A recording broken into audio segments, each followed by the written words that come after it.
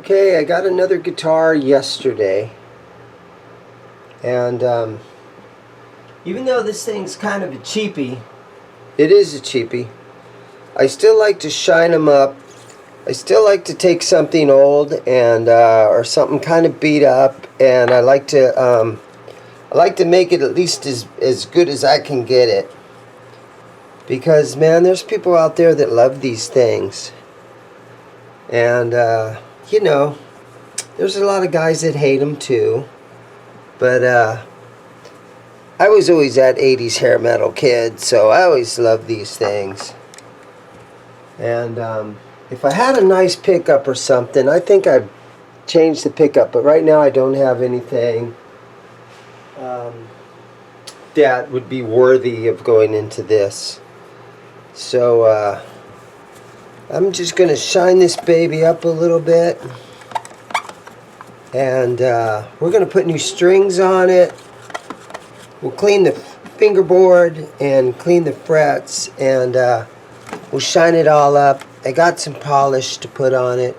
My procedure is I have one of these gray Scotch-Brite things, and just lay it across the fret like this. And I'm just going to try to get all the dirt and everything off of those. Shine them up a little bit. Sometimes if they're really bad, I'll use like an 800 grit sandpaper. I don't want to do too heavy of a sandpaper because you will literally sand these babies down to nothing. But this will just sort of get the top layer of dirt off of them. Because again, it is a cheap guitar, but you know, it still has some value to it. I'll check the neck and make sure that the neck's nice and straight. I'll check the wiring to make sure that it's all wired up correctly.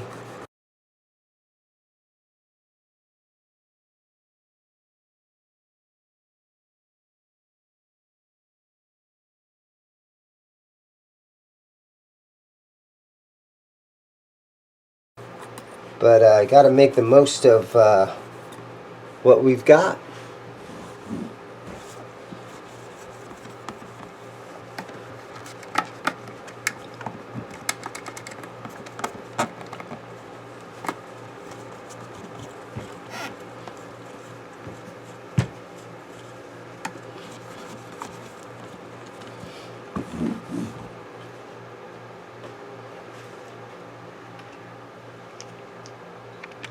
Yeah, so I like to clean everything really good before I put it back together. And the old toothbrush works good on this kind of stuff. Trying to shine it up. Because everybody likes that nice shiny stuff.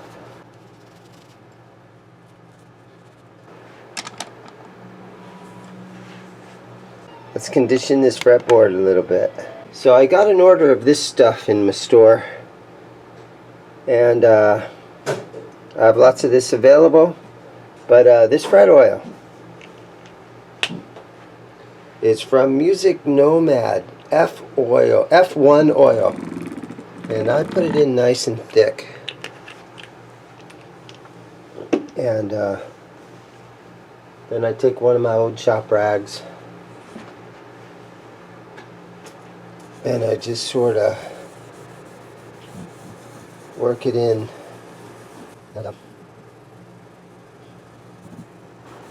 Try to get them frets nice.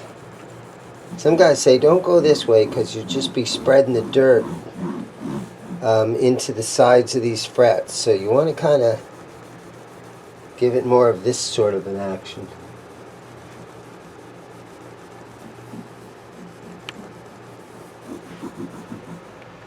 Yeah, so I always kind of spray these out a little bit, and sometimes I can just get in here, and sometimes that's all it takes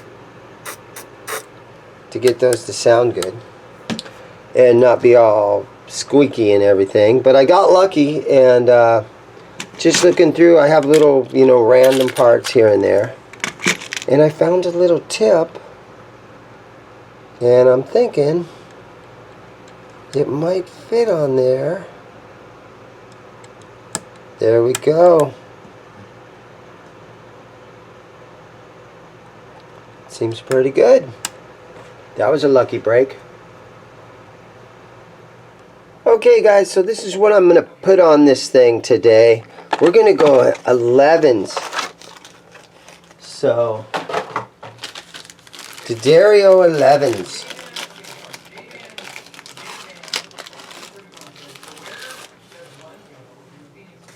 So let's see what we got here.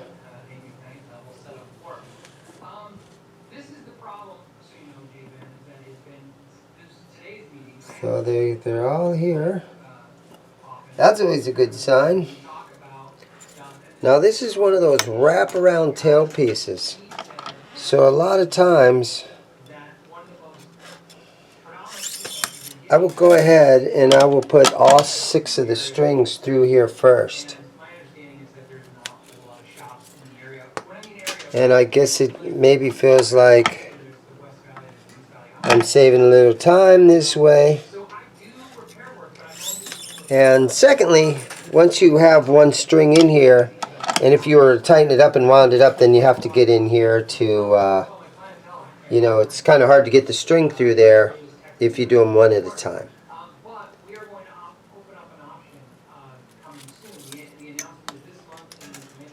So go ahead and put all 6 strings through here real quick.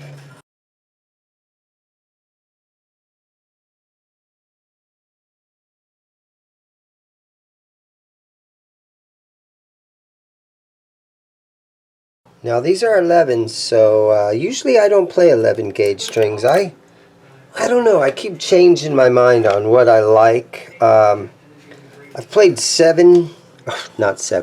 9 gauge strings pretty much my whole life. But lately I'm starting to maybe sort of enjoy playing 10 gauge a little bit better. But it also depends on what guitar you're playing. If you're playing a Strat style guitar and you have the 25.5 fretboard, then you know, 9s feel good. If you're playing a Gibson scale length, I think the 10 gauge feels a little bit better. So I tighten that up a little too much, because you got to keep in mind that these have to fit right in that little notch that's on that saddle.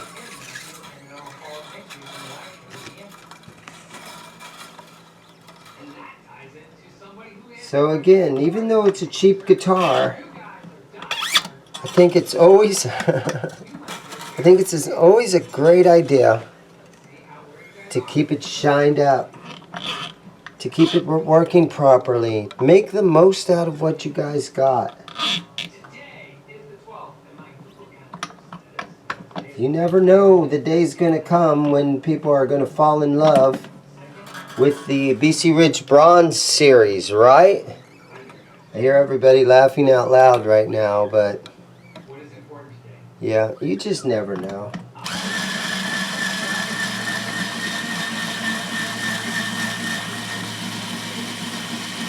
You just never know. I got my string winder. Really nice. I keep doing that where I gotta make sure it stays in the saddle nicely. And I wrap my strings I just do that standard wrap. I don't tie them. I don't do the, you know, I don't fold it under or do anything like that. I just always do a standard wrap. Honestly, it's kind of a pain when you're taking your strings off and it's all tied through there and all kinds of weird stuff's going on. So yeah, I just do a standard wrap, and then it makes string change outs the next time you decide to change your strings. It makes it easier.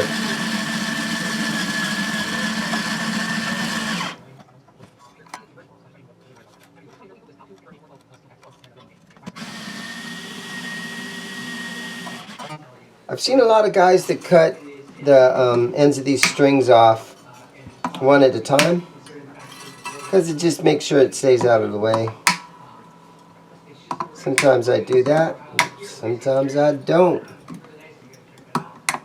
There we go, those are off.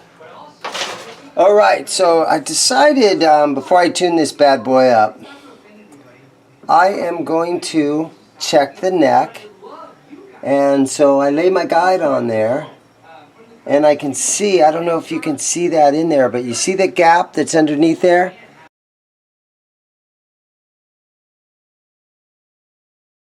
Let's tighten that thing up a little bit. Alright, so I got the wrench in here, and we're just going to snug this baby tight. And sometimes these kind of hard to get in and out of there, but once you get it in, it's super easy.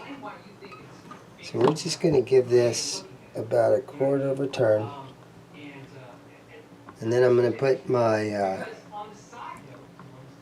my gauge on it again and check it out and see if it's, how's it looking. Okay, this is short scale, so you can see this thing has short scale, flip it over, long scale. BC Richie's a short scale. Oh, that's looking better. I'm going to go one more little turn on it. There we go. All right.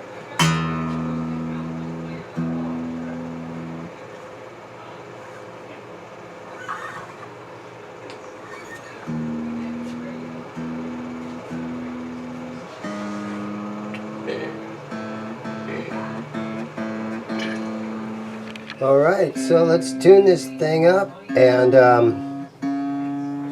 we can even check the intonation. The string height looks real good now. The neck is nice and flat. I know that a lot of times you get these cheapy guitars and the necks are twisted, where they sort of run downhill this direction. But this one seems nice and flat, so I got lucky on this one.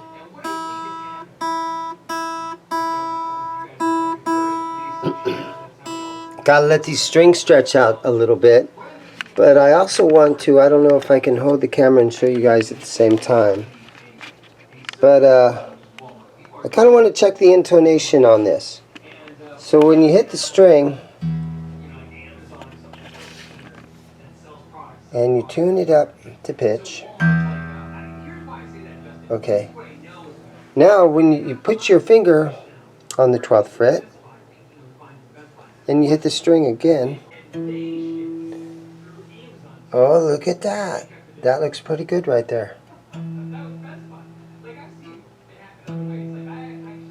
So if the string, when you put your finger on the 12th fret and you pluck the string, if it comes out flat,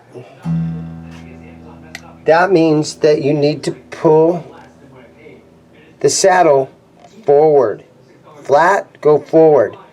If the note is really sharp, then you push it back. Okay? So flat's forward, and sharp, you run the saddle back. So let me finish that, and then we're going to play this thing for a little bit. Okay?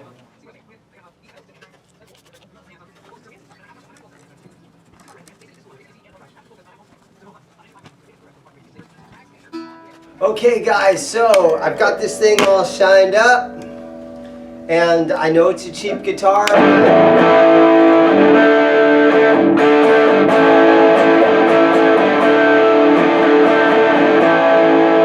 Plays pretty good now, tons of fun. I'm trying to tell you guys, take care of the old stuff. You never know in 10 or 20 years what these things are going to be like. Keep them in mind.